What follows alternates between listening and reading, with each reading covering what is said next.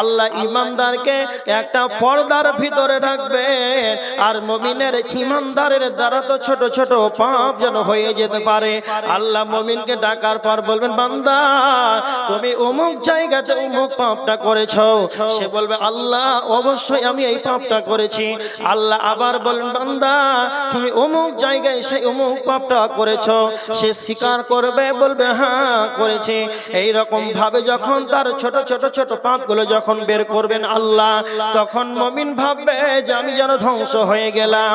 আমার জীবনের যে ছোট ছোট পাপগুলো বের করতে লাগলেন আল্লাহ সুবহানাহু ওয়া তাআলা, তো আমি মনে হয় যেন আমি ধ্বংস হয়ে গেলাম। সেই সময় আল্লাহ বলবেন, বান্দারে তুমি যে ছোট ছোট পাপ করেছো, তুমি যে ছোট ছোট পাপ করেছিলে পৃথিবীর কেউ জানে না, স্বয়ং আমি আল্লাহ আজ তোমাকে পর্দার আড়ালে ক্ষমা করে দিলাম।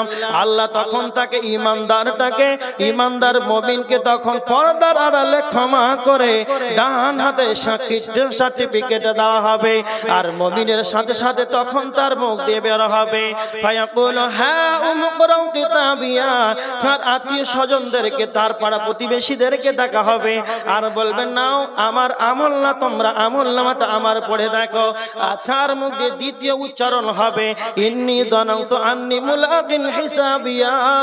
আমি জানতাম যে আমাকে একদিন হিসাবের সম্মুখীন হতে হবে। যখন আমি দুনিয়া করেছিলাম, যখনই আমি হাটে বাজারে মাঠে ময়দানে এয়ারপোর্ট স্টেশনে চলাফেরা খেতাম, আর অফিস আদালতে যখন আমি গিয়েছিলাম, আমার একটাই আশঙ্কা ছিল রে, যে আমাকে একদিন আল্লাহর বিচারের কাঠগড়ায় হিসাব দিতে হবে। এই ব্যক্তিটা হলো ইমানদার, যারা দুনিয়াতে চলাফেরা করবে তাদের অহংকার থাকবে না, নিজেকে সে এমন ভাবে চলাফেরা করবে সবার সর্বদা মরণকে নিয়ে ভাববে আর পরকালকে নিয়ে বেশি বেশি করে ভাববে। আল্লাহর নবী বলছেন, তিরমিজি শরীফের হাদিস এসেছে, তিরমিজি শরীফের হাদিস 2307 নম্বর হাদিস। আল্লাহর নবী বলেছেন, আবু হুরায়রা রাদিয়াল্লাহু তাআলা আনহু বর্ণনা করেছেন, আল্লাহর নবী বলেছেন, আখিরু যিকরা, তোমরা বেশি বেশি বেশি করে স্মরণ করো, ইয়ানিল মাউত, মওতটাকে বেশি বেশি করে স্মরণ করো। আল্লাহর নবী মরণটাকে কেন বেশি বেশি করে স্মরণ করার কথা বললেন? আল্লাহর নবী মরণটাকে কেন বেশি বেশি স্মরণ করার কথা বললেন?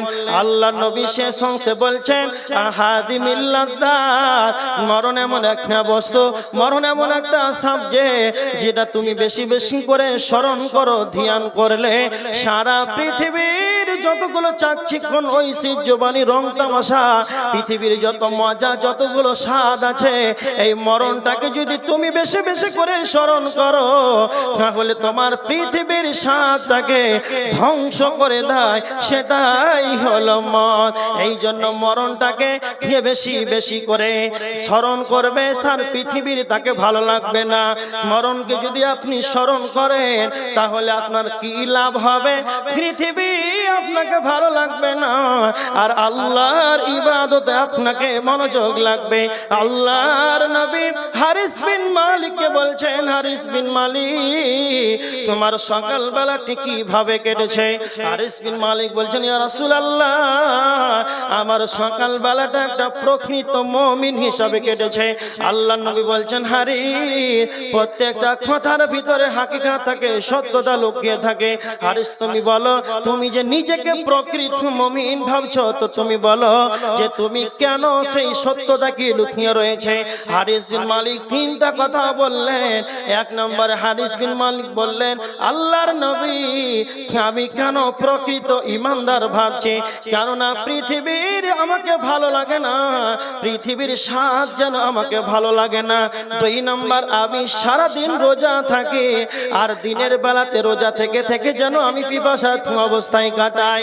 নাম্বার 3, আল্লাহর নবী আমি রাত্রিতে বেশি বেশি করে ইবাদত করি, আমি রাত্রিটাকে ইবাদতের মাধ্যমে কাটাই। আর একটা হাদিস শুনুন, আল্লাহর নবী সাহাবীদেরকে বলছেন, ও আমার সাহাবীরা তোমরা শোনো, এমন একটি জান্নাত আছে, এমন একটি জান্নাত আছে যার ভিতর থেকে বাহির দেখা যায়, যার বাহির থেকে ভিতর দেখা যায়। এমন একটি জান্নাত আছে যার ভিতর থেকে বাহির, বাহির থেকে ভিতর দেখা যায়। আল্লাহর নবীকে সাহাবীরা প্রশ্ন করলেন, আল্লাহর নবী সেই জান্নাতে কারা যাবে, কি আমল করলে সেই জান্নাতে যাওয়া যাবে? আল্লাহর নবী এখানে 3টি কথা বলেছিলেন। 1 নাম্বার হলো লিমান আতাবাল কালাম ওয়া আদাম আসিয়াম ওয়া সাল্লা বিল্লাইলি ওয়ান নাস নিয়াম। এখানে আমার নবীজি 3টি আমলের কথা বলেছেন। লিমান আতাবাল কালাম, যার মুখের ভাষা ভালো, যার মুখের ভাষা ভালো সেই ব্যক্তি এই জান্নাতে যাবে।